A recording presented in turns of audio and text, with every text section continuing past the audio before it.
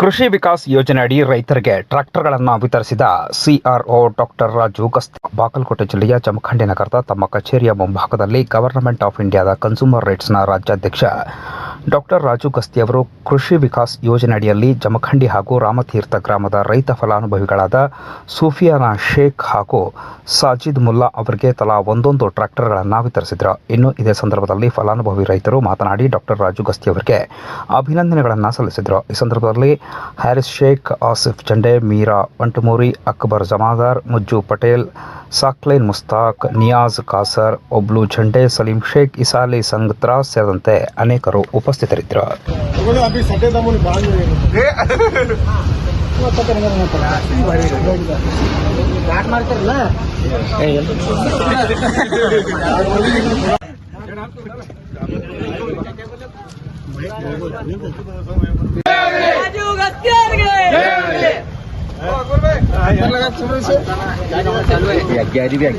ರೈತರ ಕನಮನಿ ರಾಜು ಗಸ್ತಿ ಅವ್ರಿಗೆ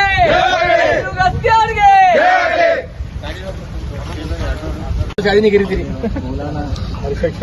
ಶಾನ ಹರಿದ ಕಂಡು ಮಾತಾಡ್ತಾರೆ ಆರು ಕಂಡು ಮಾತು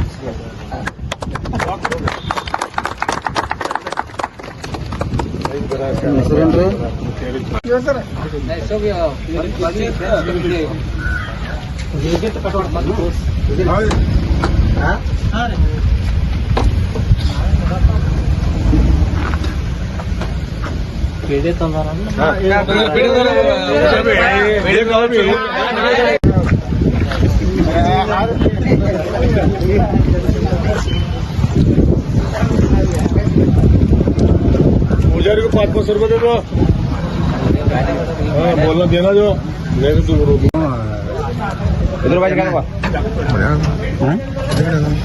ಹಂಗೆ ಜಾರಿ ಗಾಡಿ ಮತ್ತೇನು ಹಿಂಗಾಗಿಲ್ಲ ಮೊತ್ತ ಮಗನಾಗೈತಿ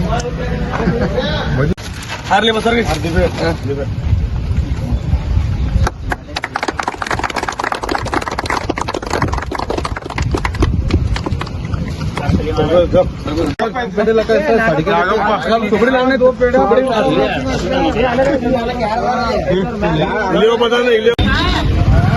बोला सर को दंडी करो बोल रहे सर